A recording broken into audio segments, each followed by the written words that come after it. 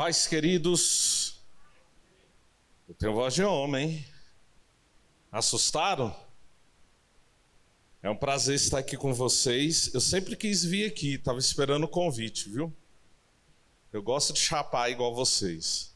Hoje eu estou meio quietinho porque eu venho me recuperando do Covid também, né? Assim como o pastor de vocês. Eu também contraí, porque eu recebi uma turma também no Céu da Terra lá. Aí vocês sabem, né? Vocês acompanharam ele. Só que quando eu me recuperei do Covid, eu tive como sequela uma pneumonia. E quando eu fui ver, meu pulmão estava 60% comprometido. E isso tem 22 dias, né? E no dia que eu fiquei sabendo, eu estava bem, assim, a minha postura, né? Porque eu estava com febre 3 dias seguidos, meus dedos roxos e meus lábios também. E minha esposa descobriu que também estava, ela foi para casa. Porque vocês sabem como é que é homem, né? Homem tá ali, ruim, aí você está perguntando se ele está bem e ele está falando tô, mas ele está morrendo. E eu estava desse jeito assim. E ela foi lá para casa, começou a cuidar da minha pessoa e falar, você não está bem. E eu falar, não, estou bem, estou bem. E eu tenho uma pessoa que me acompanha, o Hudson. Quando foi na quarta, ele me ligou. E aí, meu irmão? Fala bem assim. Como é que você tá? Aí eu falei, tô bem. Expliquei como eu estava. E ele falou, eu acho que você tá no limite amarelo aí, viu? E tinha uma enfermeira na casa dele, que é a sogra do filho dele. E ela pegou o celular dele, começou a conversar comigo. E pediu para eu fazer alguns exames. Pediu uma tomografia. E pediu exames de sangue. E o marido dela é médico, né? Então tudo que eu passava para ela, ela passava para o marido. E o marido trabalhando no hospital, eles têm um hospital lá em São Luís, né, do Maranhão. E me medicando, falando que eu tinha que fazer, porque eles não queriam que eu internasse, né? Minha saturação tinha caído para 88 naquele dia. Se eu fosse para um hospital, com certeza eu já seria entubado, né? E eles não queriam que eu fizesse esse processo, e eu tive muitos amigos, né, que passaram pelo Covid, e todos aqueles que se trataram em casa estão vivos. Mas, infelizmente, alguns que foram para o hospital vieram a falecer. E aí eu fiquei em casa mesmo, fazendo o que eles queriam. Só que na quinta noite para a madrugada eu comecei a arder em febre. E eu tomava dipirona 500 miligramas e a febre não baixava. E eu lembro que a Riselma, que é a esposa do Hudson, estava conversando com ela no WhatsApp. Ela falou algo interessante. Ela falou assim, Marcelo, o Covid não é uma doença que atua só no emocional e só no físico. Ela também tem uma origem espiritual, porque quando você tem o seu emocional abalado, os médicos já dizem, né, que a sua imunidade baixa. Porém, há um espírito de temor e de medo que tem tentado assolar os corações, mesmo naqueles que já conhecem a Jesus. E mesmo ela falando isso, aquela tranquilidade que eu tinha até então parece que sumiu, irmãos. E eu fiquei assim, eu vou morrer. Eu sofri um acidente de carro em 2013, eu capotei um carro. E quando eu estava no hospital lá com o pulso e a clavícula quebrada, e os médicos com medo de ter tido algum problema, alguma lesão no cérebro, né? Porque eu tive um derrame ocular. E um derrame ocular aponta para uma lesão no cérebro. E eu lembro que eu estava no hospital e eu falei, Deus, se eu quiser me levar, pode me levar. Só que dessa vez eu não pensei assim, eu estava morrendo de medo. E eu não costumo ser um cara assim medroso para as coisas que dizem respeito a perigo, a morte, né? Eu tenho medo assim, estar conversando com O Heiler, né? Eu tenho medo de jacaré, tenho medo de aranha, de cobra. Eu morro de medo dessas coisas. E Deus é tão engraçado que Ele me manda fazer um trabalho lá em Manaus, no meio da floresta amazônica. Deus tem suas graças, né? E nesse dia eu não estava com a ousadia que eu tinha nos outros dias. E eu dormi um pouco, acordei com o coração palpitando. Eu ouvia meu batimento. E veio uma voz, eu creio que era a voz de Deus, falando, pega o oxímetro. Aí eu peguei, aí a minha saturação estava 88, e disso eu já sabia, só que os meus batimentos estavam 105. E eles costumam estar entre 80 e 85. Eu falei, alguma coisa está errada. Peguei o verificador da pressão, minha pressão estava altíssima. E aí que eu fiquei preocupado mesmo e falei, vou morrer, vou morrer, vou morrer, vou morrer. E a febre aumentava, eu sentia a febre aumentando. Aí eu lembrei de Romanos 14, né? Porque eu comecei a orar e falar, Senhor, me dá aquela ousadia que sempre me acompanha. Porque assim, eu não sou um cara corajoso não, eu confesso, mas sou um cara de fé. Quando eu entendo que é Deus, eu obedeço, né? Mas não é que eu tenha essa coragem toda não. Se você for comigo lá para a Amazônia, você vai descobrir isso. Mas eu ando em fé, amém? A minha história tem sido assim, porque eu aprendi isso com minha mãe. E eu percebendo que estava ficando bem fraco, e eu falei, Senhor, me dá ousadia, me dá ousadia, me dá ousadia. Eu não sei porque eu estou falando isso aqui, mas deixa eu falar. Deus sabe de tudo, eu não. E me deu ousadia, me deu ousadia, me deu ousadia.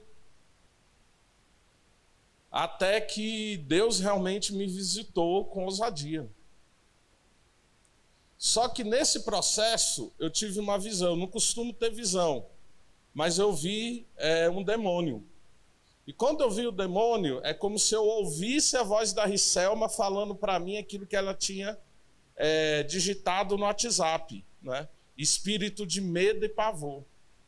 Aí, como eu tinha lembrado de Romanos 14, que me veio à memória, aí eu orei e falei, demônio, não é você que vai me matar. E eu ainda disse assim, Covid, não é você que vai me matar.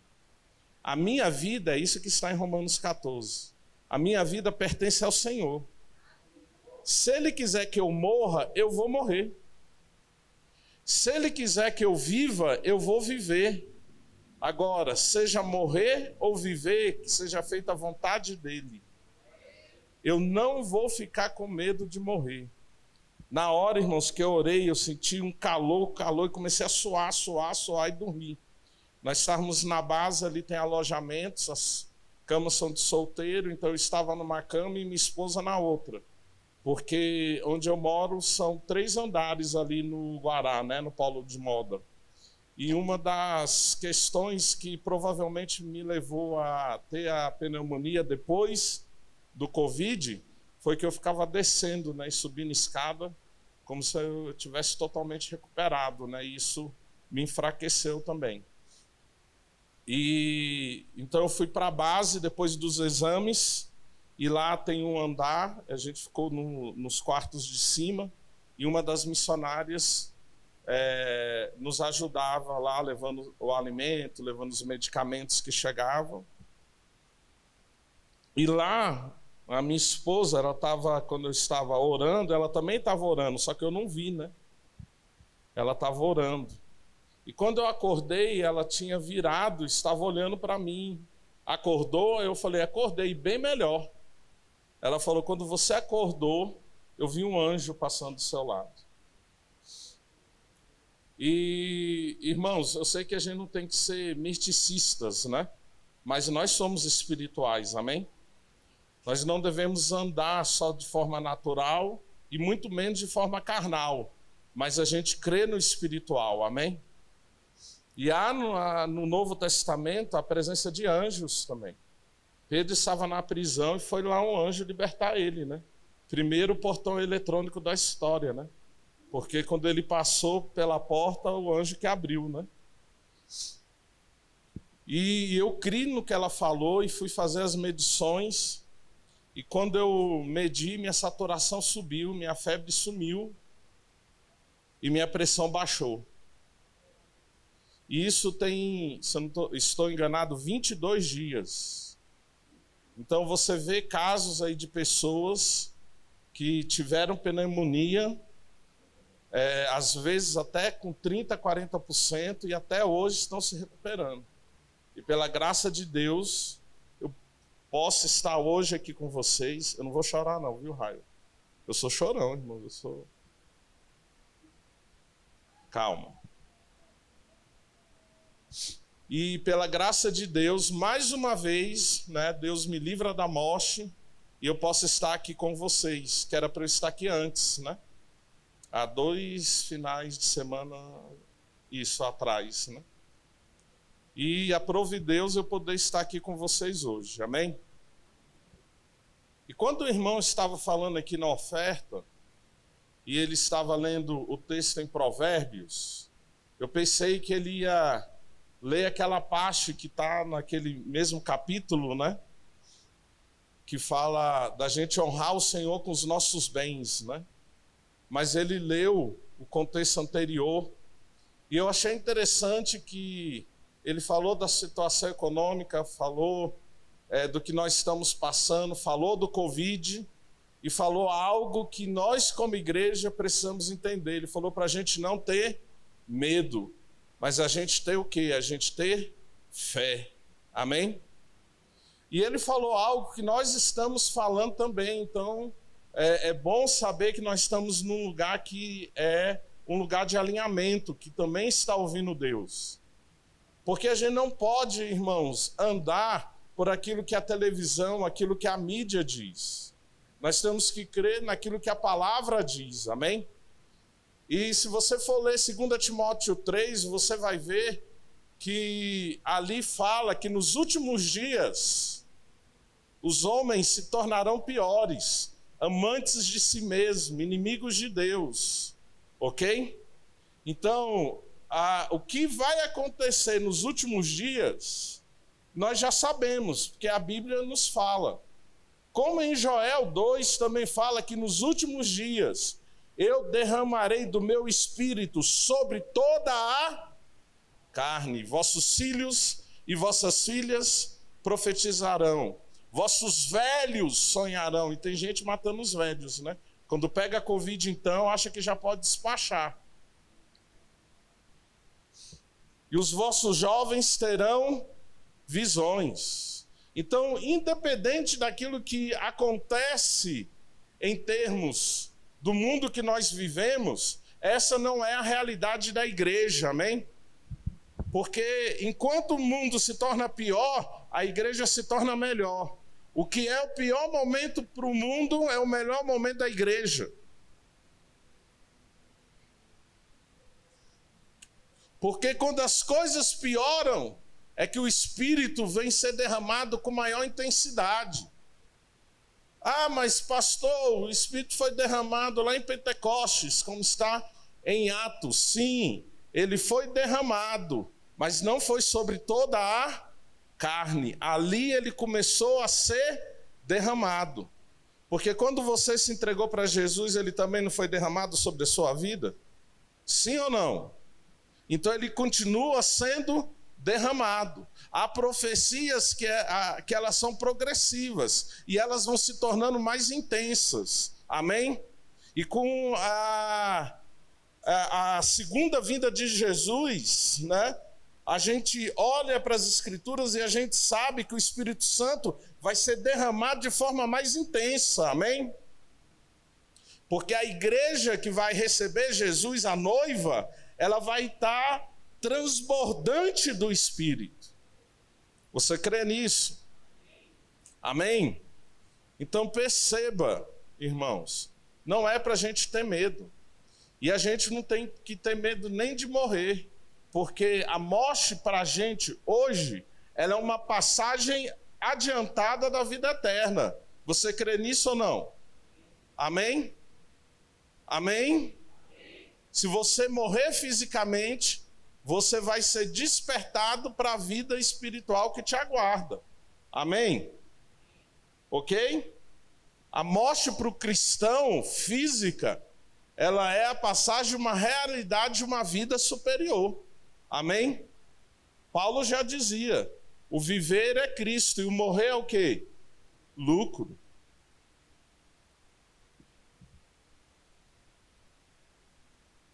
Nós estávamos conversando ali, eu e o Heiler, e o Tiago entrou, e ele falou de tudo aquilo que vocês vêm fazendo durante a pandemia, muito mais do que vocês estavam fazendo antes.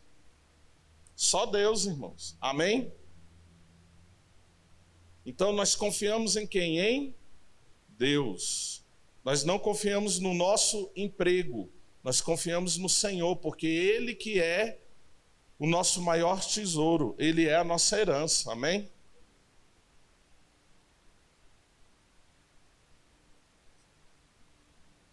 Você não vai ficar com medo de doença, porque você serve o Deus que cura, amém?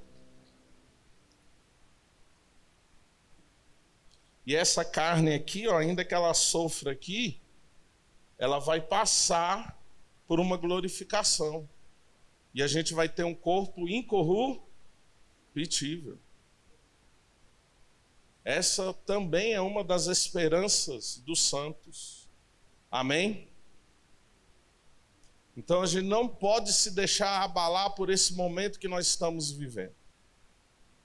Não é um momento, queridos, da gente temer, não é um momento da gente encher o coração de pavor, não é um momento da gente se deixar levar por falas humanas e ver o que está acontecendo em meio à igreja brasileira, que é uma vergonha, essa briga partidarista, como se a nossa confiança estivesse num homem, não em Cristo.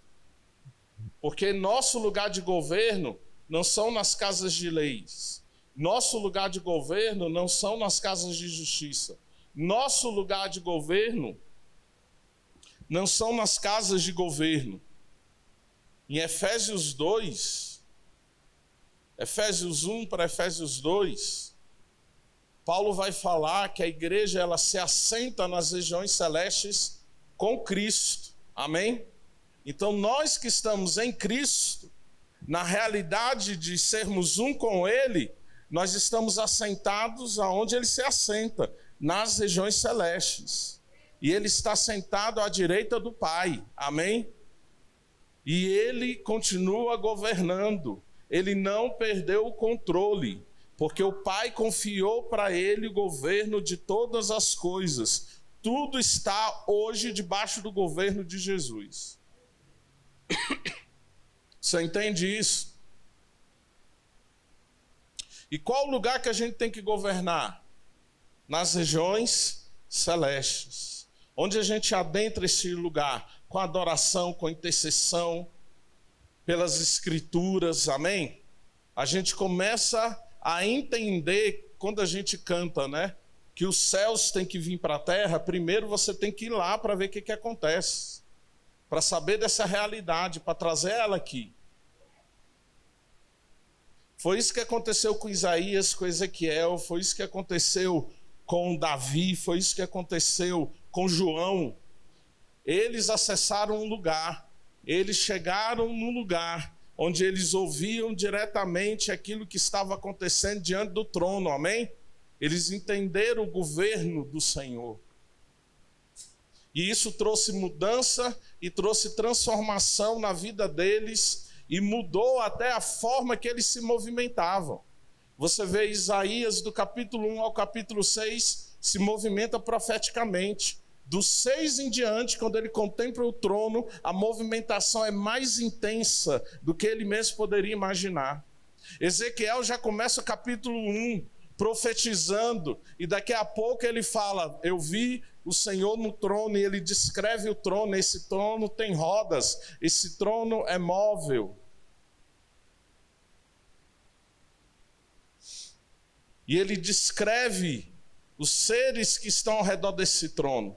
Mesma coisa com João, no capítulo 4 de Apocalipse. no capítulo 4 e capítulo 5. Aí quando você estuda o capítulo 4 e o capítulo 5, é que você vai ver por que Davi pegou, montou aquela tenda, porque Davi viu algo. Davi não se movimentava na velha aliança, Davi acessou a nova aliança em Cristo. Quando ele escreve alguns salmos que ele viu o Senhor também num trono, regendo com equidade e justiça, ele não está falando de Yahvé, ele contemplou Jesus. E ele trouxe isso para aquela tenda que ele montou lá, como está em 1 Crônicas 15. Há um lugar que nós precisamos acessar, irmãos. Um lugar de governo. Um lugar de graça. Amém? Um lugar de juízo e de justiça. E um lugar também de misericórdia. No final do capítulo 4 de Hebreus, é isso que o autor aos Hebreus vai falar, que a gente tem que ter ousadia e entender que em Cristo a gente pode adentrar a sala do trono. Amém? E este lugar, o trono onde ele se assenta, é um trono de graça e de misericórdia. Então o trono de Deus não é só um trono de juízo e de justiça, é um trono também de graça e de misericórdia. Amém? Nós precisamos adentrar este lugar. E este é o lugar da sabedoria.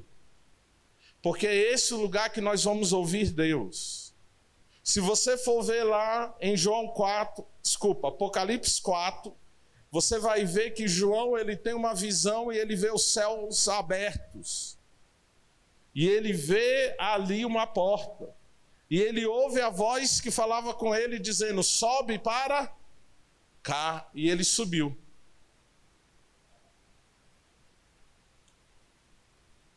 E ele adentrou aquele lugar. Só que a voz falou assim para ele, sobe para cá, para que eu te mostre tudo aquilo que vai acontecer. E ele começa a descrever toda a visão agora, trazendo a realidade escatológica daquilo que vai acontecer até o tempo do fim e a vinda de Jesus. Você está comigo? É esse lugar que a gente tem que adentrar. É esse lugar que a gente vai ouvir os decretos de Deus. É esse lugar que a gente vai alcançar a sabedoria de Deus. É este lugar que a gente vai entender o governo de Deus. Sabe por quê? Porque nós não vamos entender o governo de Deus na ótica desse plano que nós estamos. Se nós queremos entender aquilo que Deus quer fazer, a gente tem que entender a partir da ótica dele. Então a gente tem um lugar que nós devemos alcançar. Amém? Posso pedir um favor? Posso? Não fica cantando para Deus abrir os céus não, que os céus já estão abertos. Porque quando ele desceu, ele deixou os céus abertos. A igreja já tem acesso. O problema é que a igreja não está acessando. Enquanto você está cantando para Deus abrir os céus estão dizendo, já está aberto, vem para cá. Vem conhecer essa realidade celestial. Vem conhecer essa adoração que acontece ao redor do trono. Vem entender aquilo que o Pai está declarando nesses dias. Vem ouvir e vem falar onde você está no seu plano físico. Amém, irmãos? Isso foi só uma introdução, tá? Amém? Aleluia. Abra sua Bíblia para mim aí, em Tiago, capítulo 1.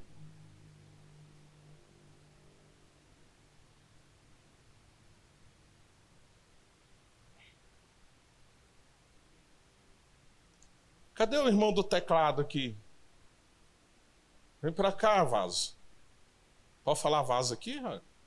Ah, tá.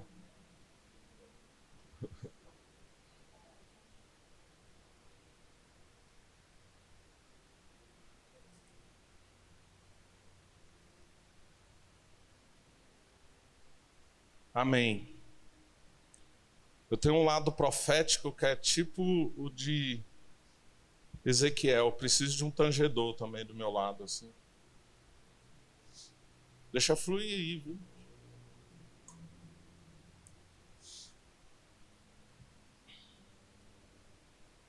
Tiago, capítulo 1. Tiago, servo de Deus e do Senhor Jesus Cristo, as 12 tribos que se encontram na dispersão, saudações. Meus irmãos, tende por motivo de toda alegria o passarde por várias... Vou ler de novo. Meus irmãos, tende por motivo de toda alegria o passarde por várias, sabendo que a provação da vossa fé, uma vez confirmada, produz perseverança. Ora, a perseverança deve ter ação completa, para que sejais perfeitos e íntegros, em nada deficientes. Se, porém, algum de vós necessita de sabedoria, peça a Deus, que a todos dá liberalmente, e nada lhes impropera, e ser-lhe-á concedida. Peça, porém, com fé, em nada duvidando, pois o que duvida é semelhante à onda do mar, impelida e agitada pelo vento. Não suponha este homem que alcançará do Senhor alguma coisa. Homem de ânimo dobre, inconstante em todos os seus caminhos. O irmão, porém, de condição humilde, glorie-se na sua dignidade, e o rico na sua insignificância, porque ele passará como a flor da erva. Porque o sol se levanta com seu ardente calor, e a erva seca, e a sua flor cai e desaparece. A formosura do seu aspecto. Assim também se murchará o rico em seus caminhos. Bem-aventurado o homem que suporta com perseverança a provação, porque depois de ter sido aprovado, receberá a coroa da vida, a qual o Senhor prometeu aos que o amam. Amém? Aleluia. Nós estamos aqui num momento, e eu sei que vocês estão numa série de estudos sobre sabedoria, amém? E eu creio que essa sabedoria que está sendo ensinada e buscada não é a sabedoria dos homens, mas a sabedoria de Deus. É essa sabedoria que nós, como igreja, devemos buscar, amém? E nós sabemos que o temor ao Senhor é o princípio da sabedoria. E temor não é ter medo. Então a sabedoria não está em ter medo de Deus, mas a sabedoria está em você temer. E esse temor traz a ideia de um respeito com reverência, amém? Porque nós sabemos quem Deus é. Nós sabemos que Ele é nosso Pai, nós sabemos que nós podemos buscá-lo com intimidade, mas nunca nós devemos passar da linha e achar que a nossa liberdade em Deus pode se tornar libertinagem. Amém? Então nós precisamos manter o temor, se nós queremos andar em sabedoria. Agora, nós também devemos ter um cuidado, uma preocupação de como essa sabedoria pode ser gerada em nossas vidas. E parece que às vezes nós clamamos e queremos algo de Deus, mas a gente não tem a consciência do que pode acontecer diante daquilo que nós estamos pedindo. E nós estamos aqui, e eu creio que o desejo do seu coração é realmente ser inundado pela sabedoria de Deus. Amém? Só que você precisa também ter consciência de onde você está pisando. E é isso que eu acho legal em Tiago, no seu capítulo 1. A carta de Tiago é uma carta interessante. Eu creio que esse Tiago aqui é o irmão de Jesus. Porque ele tem um tom bem amoroso, assim como o de Jesus. Apesar de, na sua carta, ele estar fazendo grandes exortações. Já reparou? Que Tiago, naquilo que ele escreve, na maioria daquilo que ele está dizendo, a igreja que naquela época estava dispersa por estar sendo perseguida, e é a igreja judaica aqui, não é a igreja gentílica, assim como Paulo escreve, E ele ali está falando a essa igreja que foi dispersada por causa da perseguição. Então, é uma igreja que está passando por sofrimento. Ok? É uma igreja que está passando por situações difíceis. Pessoas estavam morrendo por causa do seu amor a Cristo. Pessoas estavam sendo enforcadas, pessoas estavam sendo queimadas vivas, pessoas estavam sendo perseguidas pelo amor a Jesus.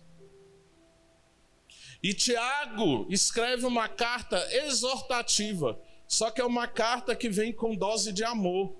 Tiago é aquele cara assim que enfia o punhal em você devagar. Não é aquele cara da espada que já vá. Ele enfia o punhalzinho, depois ele vai girando assim devagar, ó. Porque se você quer viver realidades em Deus, você precisa entender que quanto mais você se aprofunda, mais você morre. Porque a nossa morte começa na nossa renúncia. Amém? Jesus falou sobre isso. Quem quiser ser o meu discípulo tem que fazer o quê? Negar-se a si mesmo. Pior coisa para você não é morrer, é você negar a você mesmo. Tomar a sua cruz e segui-lo. Então o caminho que Jesus propõe é o mesmo caminho que ele fez, o da morte. E Filipenses 2 vai falar sobre isso, que mesmo ele sendo Deus, ele não teve isso como vergonha, o fato dele se tornar carne e ter que morrer, porque ele fez isso por obediência a Deus. Amém? Então, cruz não é só o pensamento de morte, mas cruz é caminho de obediência, porque Jesus veio a essa terra para morrer na cruz. Ele já sabia qual era o destino que o Pai preparou para ele, e o destino era de sofrer pela causa do Pai.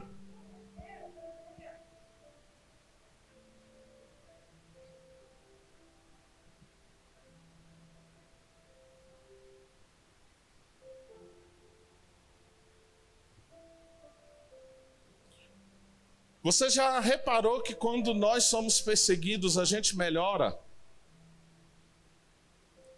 O diabo também descobriu isso. Por isso que ele jogou a igreja para um conforto no Brasil. Olha a igreja na Arábia. Olha a igreja na China, em alguns países da África, que estão sendo perseguidos e passando por sofrimento. Olha crianças, como a gente viu na Síria, que iam ser metralhadas, e os caras falavam, nega Jesus e morre, e elas não negavam, e demonstravam uma sabedoria profunda.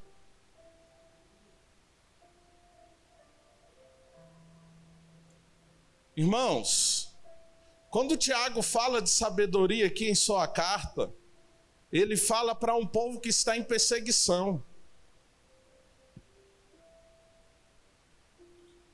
E ele começa dizendo, olha meus irmãos, por isso que eu falo do tom carinhoso dele, né? Ele fala meus irmãos, em alguns momentos ele fala meus queridos irmãos. Tende por motivo de toda alegria o passar por várias provações. Essa carta de Tiago está desalinhada com o tipo de evangelho que a gente tem ouvido hoje. Aliás, nós temos vivido dois tipos de evangelho que não são o verdadeiro evangelho, não é o evangelho do reino. Nós estamos vivendo dois extremos, o evangelho dos ursinhos carinhosos, onde você não quer sofrer, onde Deus sempre vai te perdoar, você pode pecar, se pisar na bola, não tem problema.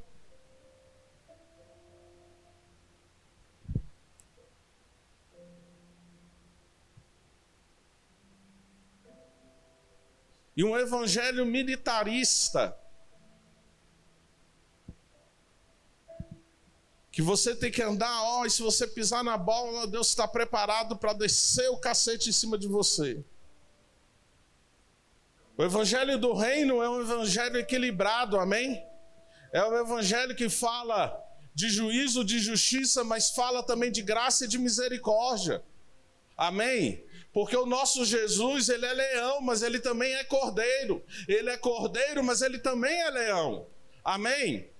Está implícito nele ser a expressão da justiça de Deus. Por isso que ele morreu na cruz, para satisfazer o juízo de Deus, porque o homem pecou e o salário do pecado é a morte. E alguém precisava morrer, e quando Jesus morreu na cruz, não foi só para nos salvar, mas para saciar a justiça de Deus por causa do pecado da humanidade.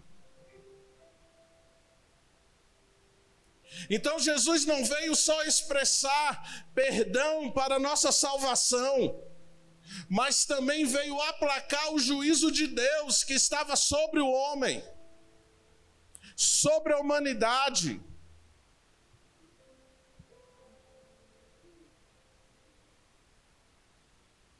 Amém? Me entendem, irmãos? Eu não estou aqui para falar que a igreja brasileira vai passar por uma perseguição igual na Síria. Não sei se isso vai acontecer. Mas eu quero te preparar, já que você está pedindo por sabedoria, para você entender que a sabedoria vem também em meio ao sofrimento. Em meio às provações. Que vida cristã não quer dizer que tudo vai bem na sua vida. Porque se tudo estiver ruim, é porque você não está bem com Deus. Isso não é uma verdade. Isso não faz parte do evangelho.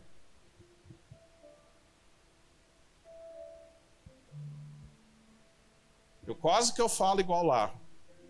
Me segurei aqui agora. Se minha esposa estivesse aqui, ela ia fazer. Corta. Olha para Paulo. Alguém que a gente tem como bem-sucedido. Que morreu sabendo que cumpriu todo o propósito de Deus em sua vida. Mas que sofreu pela causa do rei. Que sofreu por Jesus, amém? Um homem que já era douto, que já era sábio, que fazia parte de uma das melhores escolas farisaicas, que dominava sua língua, que dominava outras línguas. Um homem que perseguia pela fé que ele tinha, e um dia foi chamado por Deus para deixar de ser perseguidor para ser perseguido. E desde o momento, lá em Atos 9, você vai ver que ele já foi avisado que ele sofreria por amor a Jesus. Por isso que quando ele esteve com Ágabo, o profeta, que pegou o cinto dele, amarrou as mãos e os pés, e falou, isso vai acontecer com o dono desse cinto. E o povo falou, então não vai ir para lá, porque senão você vai sofrer, você vai padecer. E a resposta de Paulo fala, eu vou, porque eu sei a palavra que está sobre minha vida, eu sei o chamado que eu tenho, e eu sei que eu fui chamado para sofrer pelo nome de Jesus. Irmãos, olha para a gente não passa metade do que outros irmãos estão passando em países perseguidos, e muitos estão negando a fé. Muitos estão abandonando a fé por medo, por pavor. Você conhece alguém que se afastou nesses dias porque um parente morreu? E no meio da sua dor, do seu sofrimento, ele culpou Deus. Talvez você esteja aqui culpando Deus. Perguntando o porquê do seu sofrimento. Por que você perdeu o emprego? Por que sua empresa faliu?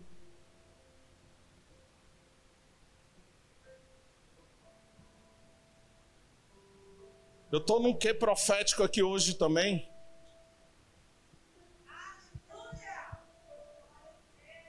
E eu estou entendendo algo que eu preciso dizer aqui, diante dessas indagações que eu trouxe. Porque eu estou entendendo em Deus que tem uma resposta para você que está aqui essa noite. De repente você olha para o irmão e fala, esse irmão está prosperando em meio à pandemia, por que isso não está acontecendo? Às vezes você está indagando, tem famílias que até passaram pelo Covid e ninguém morreu, mas tem na minha família pessoas que morreram. Por que Deus permitiu isso?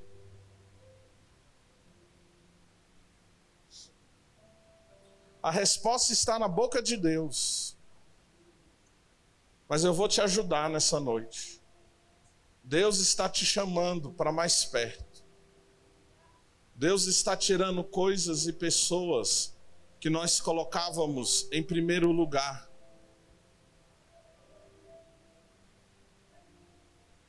Deus está mostrando para a gente que não tem para onde correr a não ser para a presença. Deus está te chamando para um lugar de intimidade, para uma experiência tão profunda com Ele, que você ainda não teve.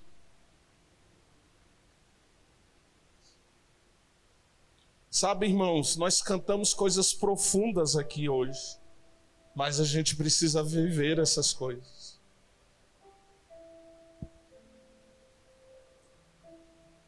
Não adianta falar que Ele é o nosso tudo,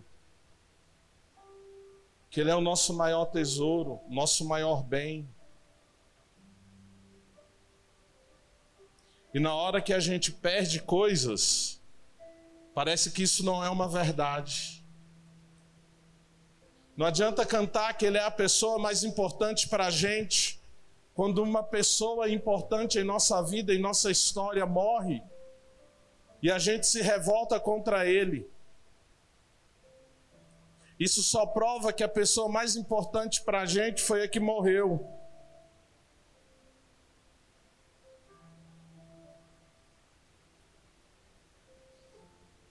Deus não enganou ninguém. Jesus mesmo avisou: no mundo tereis aflições, tende bom ânimo, eu venci o mundo. O evangelho não é feito só de vitória. Muitas das batalhas que nós travamos também vêm com derrotas, para a gente aprender o que é depender dele, e não do nosso braço, e não na nossa própria força. Ei, você não depende do seu emprego, você não depende da sua empresa, você não depende das pessoas. Deus quer que você entenda que Ele está te chamando para viver a verdadeira sabedoria e a Isso é corpo do Covid, tá, irmãos? Ele trabalha no sério. É sério. Deixa a gente meio confuso assim. Calma aí, tem hora que eu preciso parar. Organizar os pensamentos. Deus está te chamando para viver o evangelho de forma mais profunda. Amém? Deus mexeu com a igreja nesses dias. Deus está, a gente não canta isso? Para Ele abalar o que é abalável, para que o inabalável permaneça. Deus está abalando o abalável. Está mostrando aquilo que é inabalável.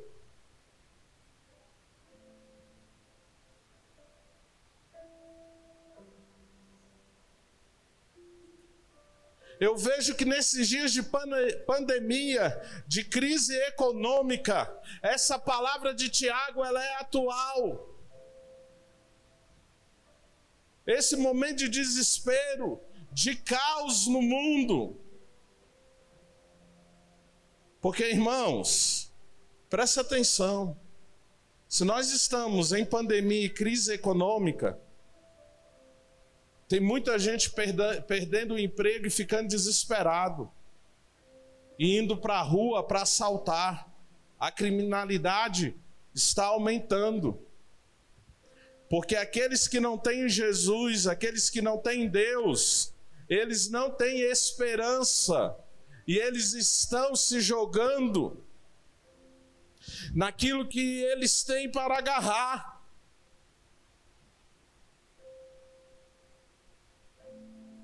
A coisa está tão louca, Haile. Hoje eu estava lendo alguns jornais. Essas casas de swing fecharam por causa da pandemia, né? Irmãos, eu fiquei escandalizado. As pessoas estão indo para o parque da cidade fazer swing a céu aberto. Quem quiser passar para ver, tem lá os locais. Eu não vou falar para não alimentar o pecado de alguém, que eu não sou bobo. Na parte da tarde tem lugares que homens estão se encontrando com homens e tendo relação a céus abertos. As pessoas passam e gravam vídeos, esses vídeos estão circulando. Não vá procurar esses vídeos, em nome de Jesus.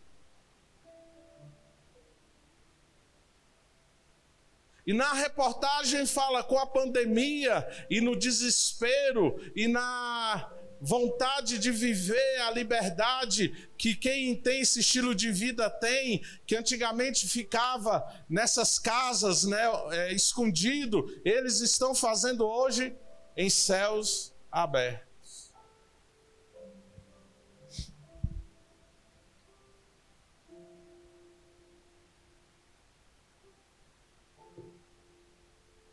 Os dias estão se tornando piores.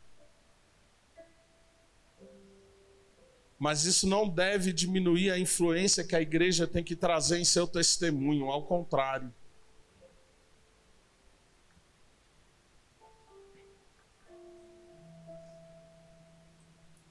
Então, quando o Tiago fala, tende por motivo de toda alegria o passar por várias provações, eu ouço esse versículo como um ecoar profético para as nossas vidas como igreja, amém?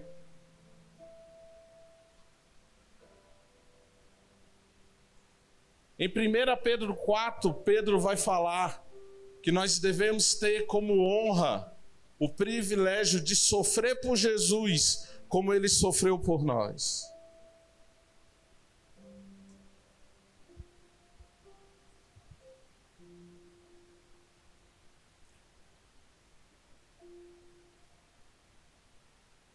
E a gente precisa entender que esses momentos difíceis que nós estamos vivendo é onde a nossa fé é trabalhada, e é isso que Tiago vai falar. Porque é nesses momentos de aflições que a gente passa a prova da nossa fé. Amém? E se a nossa fé é confirmada, ela produz perseverança.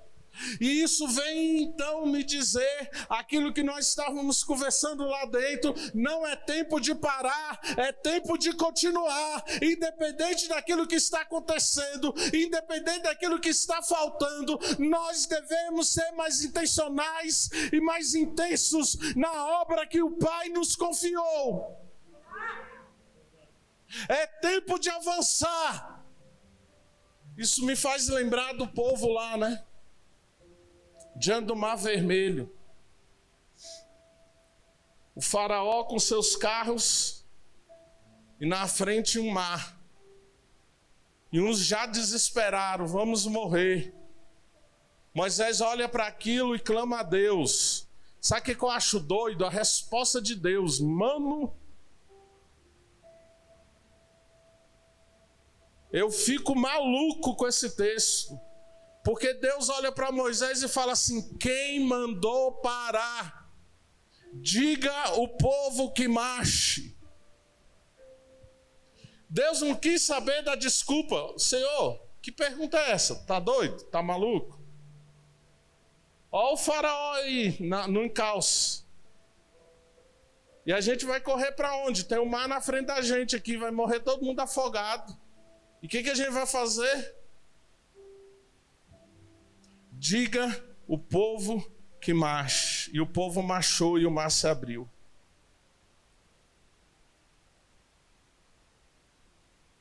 Ou, vou no profético de novo, posso? Quem mandou você parar?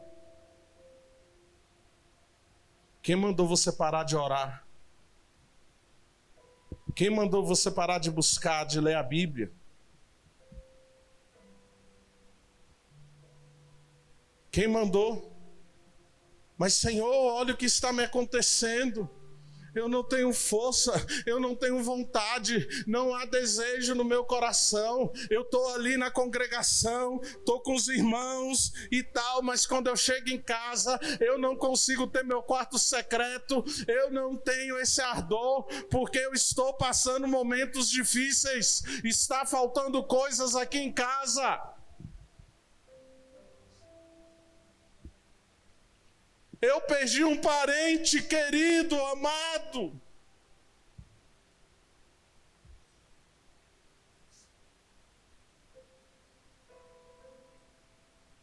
Aí a gente acha que Deus vai olhar, coitado. Vem cá, filhão. Vem pro meu colo. Às vezes ele faz isso também, né, irmãos? Mas deixa eu te falar uma coisa, não é isso que eu estou percebendo. Eu estou ouvindo de Deus falando, marche, continue, não pare, não desista. Você não vai ver o mar se abrir se você ficar chorando, se lamentando. A sua fé não vai ser trabalhada. Você não vai perseverar assim. Marche. Marche. Para você perseverar. Porque a perseverança, ela tem que ter ação completa. Presta atenção nisso, irmãos. Não se fala muito em perseverança. Nós vivemos uma época de procrastinação. Uma época em que as pessoas começam e param, desistem. Onde muitos não estão conseguindo lidar com as frustrações. E em qualquer sinal de rejeição, qualquer sinal de correção, as pessoas param. Deus está chamando uma geração para ser forjada no fogo. Deus está chamando uma geração para construir o barco navegando.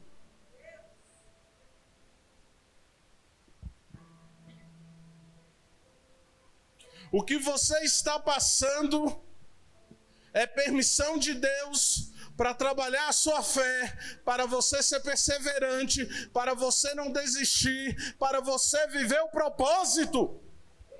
Deus tem um propósito específico com cada um. Deus tem um propósito com essa congregação. Deus tem um propósito com a igreja da cidade. Deus tem um propósito com a igreja da nação. Deus tem um propósito com a igreja do mundo. Mas esse propósito geral é vivido a partir do momento que cada um vive o seu propósito. Você precisa perseverar e perseverar até o fim. A perseverança precisa ter ação completa.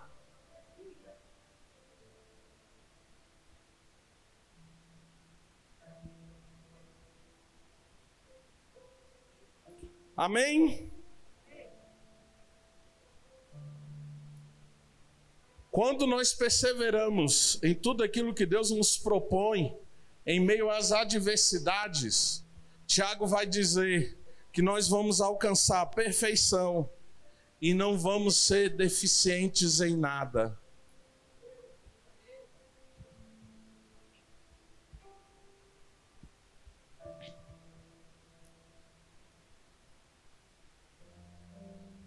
Porque isso, irmãos, é para gente madura. Isso é para filho maduro. Porque o filho maduro, o ruós de Deus, Jesus, passou por tudo isso e foi fiel até o fim e fiel até a morte. Você entende isso? Na sua dor você precisa perseverar, porque assim você vai se parecer mais com Jesus e você vai alcançar plenitude nele.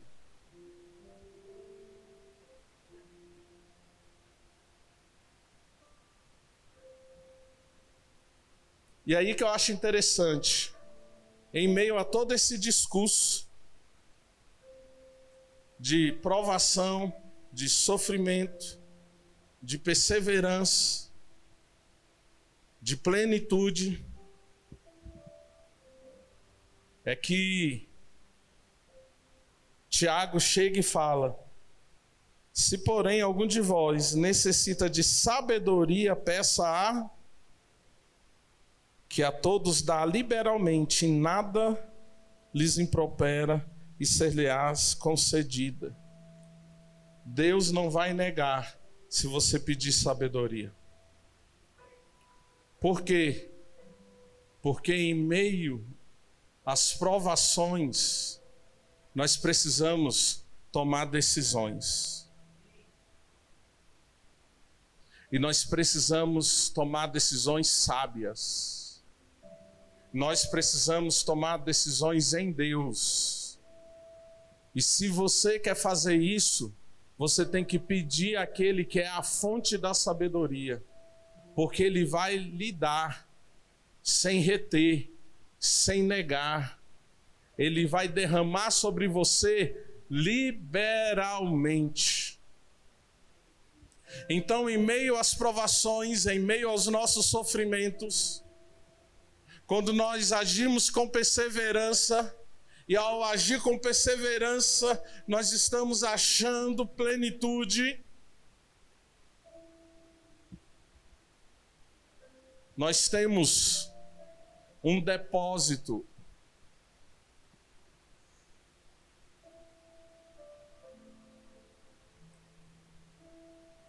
de sabedoria à nossa disposição da parte de Deus. Você entende isso? Amém? Só que até para pedir sabedoria você precisa de fé. Você lembra que sem fé é impossível agradar a Deus? E você não pode duvidar.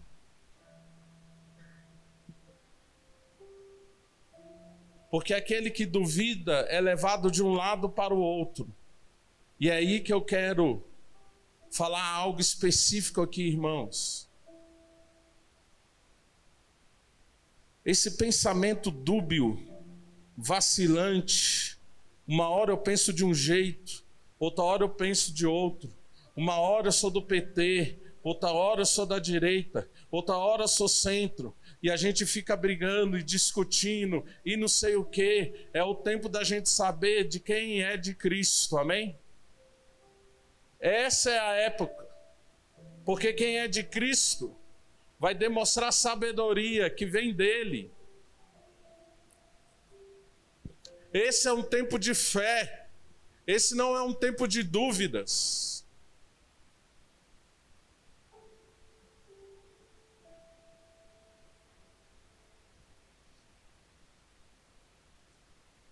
Porque aquele que duvida, presta atenção no que Tiago fala, não vai alcançar coisa alguma do Senhor. O nosso maior depósito é naquilo que está nos céus, amém? Nós não vamos alcançar as riquezas eternas e espirituais se nós deixarmos a dúvida alcançar o nosso coração.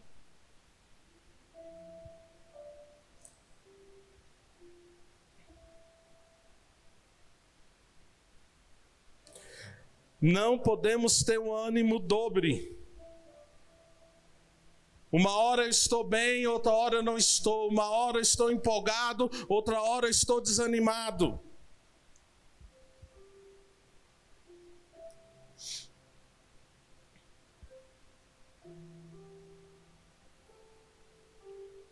E quem anda em sabedoria não anda segundo a sua condição.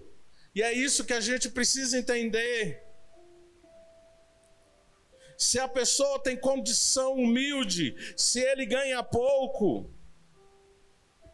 ele não vai se desesperar, mas vai andar em dignidade, amém? E quem tem uma condição financeira melhor, não vai desprezar os outros, porque mesmo tendo riqueza, ele entende que ele não é nada sem Deus.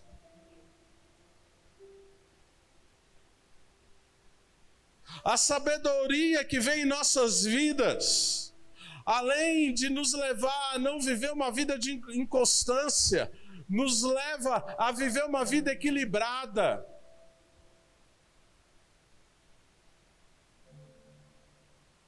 Que independe da nossa situação social,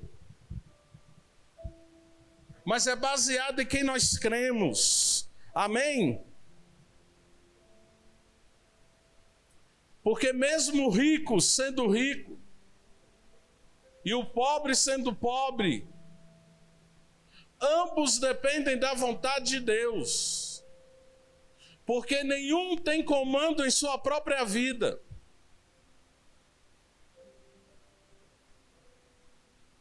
No verso 12, Tiago encerra: bem-aventurado o homem que suporta com perseverança a provação, porque depois de ter sido aprovado, receberá a coroa da vida, a qual o Senhor prometeu aos que o amam. Quem persevera alcança a herança eterna, irmãos. Se nós pedimos sabedoria, a gente precisa entender que a sabedoria está em manter a fé, em permanecer firme diante do Senhor, até o fim. Aconteça o que acontecer, nós não vamos desistir, nós não vamos nos deixar abalar, porque nós sabemos em quem temos crido e sabemos que Ele é poderoso para fazer infinitamente mais do que tudo aquilo que pensamos ou esperamos. Nossa confiança está no Senhor. É em Jesus que nós vamos passar pelas provações, é em Jesus que nós vamos perseverar, é em Jesus que nós vamos andar em plenitude, sendo íntegros. É em Jesus que nós vamos entender a fonte da sabedoria. É em Jesus que nós vamos andar sem dúvidas. É em Jesus que nós vamos permanecer firmes, sem vacilar.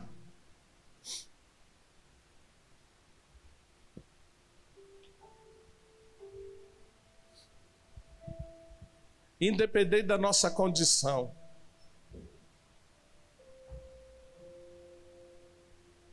Não é sobre você ter ou não ter dinheiro. Porque tem gente com dinheiro que mesmo diante da pandemia e do Covid, tem passado por aflições.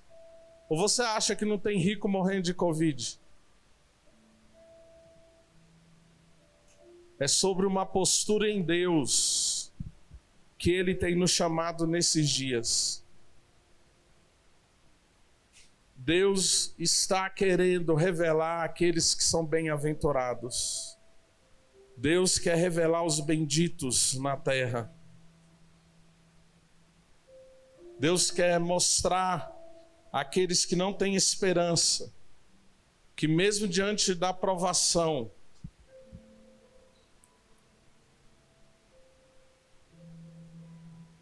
há aqueles que são aprovados. Deus não quer te reprovar, Deus quer te aprovar. Deus não quer que você reprove. Deus quer que você passe de ano. Que você vive intensamente tudo aquilo que Ele tem para você.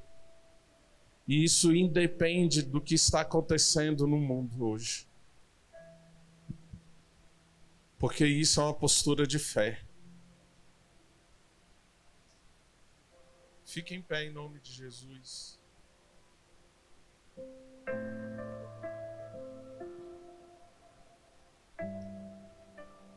Eu gostaria de convidar você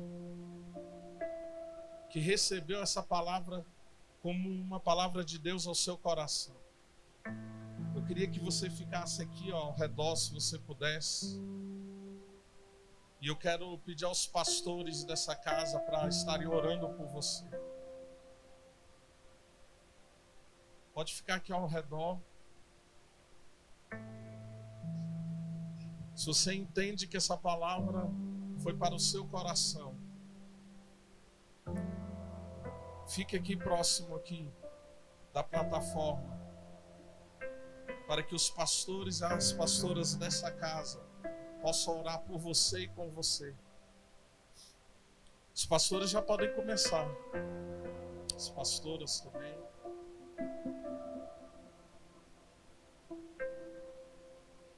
Deus, nós estamos aqui diante de você, porque nós precisamos ser fortalecidos, porque nós não queremos ser reprovados, mas aprovados, porque queremos perseverar diante das provações e te pedimos sabedoria. Não queremos andar por base da dúvida. Não queremos, Pai, ter um ânimo vacilante. Uma hora estamos numa condição e outra hora em outra condição.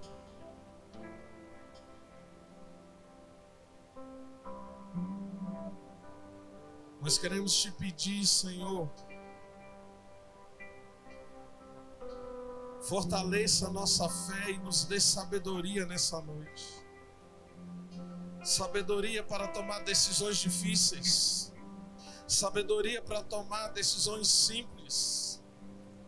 Nos dê sabedoria, Senhor, para lidar com o sofrimento nosso, dos outros, em nossa família, para darmos testemunhos de fé e não negarmos o Teu nome.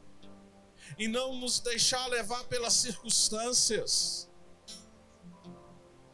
Fortalece-nos, Pai, nessa noite, cada um que está aqui.